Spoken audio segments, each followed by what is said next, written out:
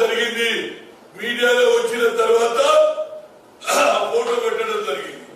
దానికంటే ముందు నేను అన్ని ఫోటోలు చూసి వచ్చా. ఎంతమంది ఒక్కొక్క ఫోటోలో షహీద్ భగత్ సింగ్ నిలబడి ఇద్దరు ఫోటో, కానీ మిగతా పెద్ద పెద్ద నాయకుల ఫోటో దగ్గర 2 ఫోటోలు 3 ఫోటోలు పెట్టారు. కేవలం వీర్ సవర్కర్ గారి దగ్గర సింగిల్ ఫోటో.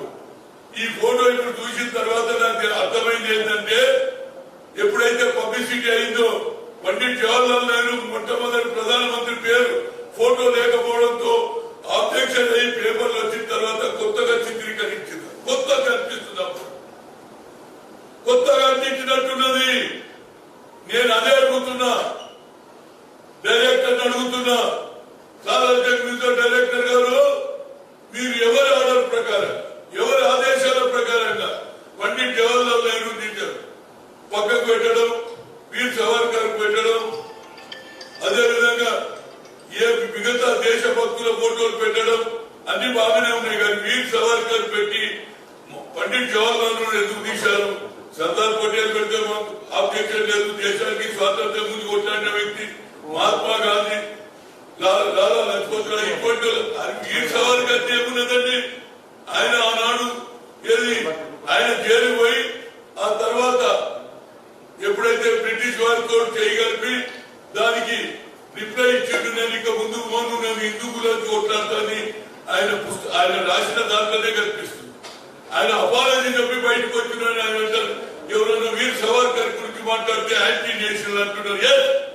తప్పనిసరిగా ఆయన దేశానికి వ్యతిరేకంగా హిందువుల గురించే మాట్లాడిండు. ఈ భారతదేశంలో హిందూ, ముస్లిం, సిక్, ఇసాయి అందరూ కూడా ఆ రోజులలో స్వాతంత్రంలో పోరాడిన వ్యక్తులు. ఆనాడు హిందూ లేదు, ముస్లిం లేదు, క్రిస్టియన్ లేదు. ఈ విధంగా ఈ డివైడ్ చేయాలని ఇప్పటి కూడా అదే ప్రభుత్వం ఆలోచన. అందుకుంటే ఇది ఒక పెద్ద కాన్స్పిరసీ జరిగింది. దీని మీద తప్పనిసరిగా ఎంక్వైరీ జరగాలి. నరేంద్ర మోడీ గారు మీరు అన్ని చెప్తున్నారు, ఇక్కడికి వచ్చే వరకు కదా హిందూ అంటున్నారు, ముస్లింలను ఎదగొట్టాలని చూస్తున్నారు. కానీ మా నాయకుడు రాజీవ్ గాంధీ గాని, రాహుల్ గాంధీ గాని ఈ దేశ్ కు जोड़ने का काम करे, बीजेपी देश को तोड़ने का काम करे. ये हमारे में आप में फर्क है. మాలో మీరు వ్యత్యాసం ఏంటంటే ఈ దేశాన్ని యునైటెడ్ చేయాలని ఇందిరాగాంధీ ప్రాణాలు అర్పించింది, రాజీవ్ గాంధీ గారు ప్రాణాలు అర్పించారు. ఈ దేశం అఖండ దేశం ఉండాలి. ముస్లింలను ఎదగొట్టేసి ఈ హిందూ దేశం చేయడానికి ప్రయత్నం చేస్తున్న ఈ ప్రయత్నాలకు వ్యతిరేకంగా ఈ సెక్యులర్ నినాదంతో కాంగ్రెస్, సోనియా గాంధీ, ఇందిరాగాంధీ నుంచి రాజీవ్ గాంధీ, ప్రియాంక వరకు మా ఆలోచన ఒకటే, యాంటీ నేషనల్ అంటే ఏఎండి ప్రభావంలో మనం చేసేయండి. వీర్ సవర్కర్ ఆయన పక్క ఆర్ఎస్ఎస్ పని అనేది అందరికీ తెలుసు. వీరు ఇప్పుడు కొత్త నినాదం చెప్తున్నారు, వీర్ సవర్కర్ వ్యతిరేకంగా మాట్లాడితే యాంటీ నేషనల్ అంటే ఏఎండి నన్ను, I'm the first person to go to jail. That is my point. ఎప్పటి వరకు ఎంక్వైరీ జరిగి 10 రోజులు లేకపోతే సాలార్జంగ్ మ్యూజియం దగ్గరనే అక్కడ ధర్నా చేస్తూ దేశ ప్రజలకు ఇవ్వాలి. వీళ్ళు హిస్టరీని ఉల్టా రాస్తున్నారు, వచ్చే జనానికి అబద్ధాలు చెప్తున్నారు, వాళ్ళ సేవలను వేరే వాళ్ళు చేసినట్టు చెప్తున్నారు. కేవలం వీళ్ళే దేశభక్తులను వీర్ సవర్కర్ చూసినాక మాకు బాధ అవుతుంది.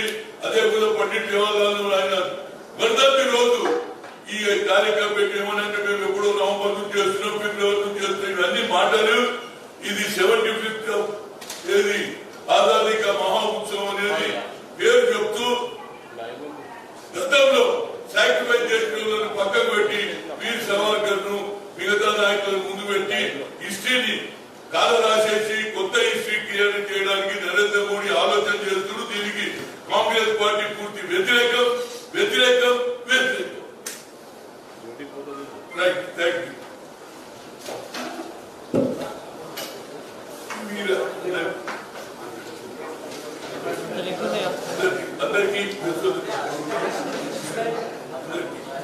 మీరు చూస్తున్నారు ఐ డ్రీమ్ న్యూస్ ని. Please subscribe I dreams.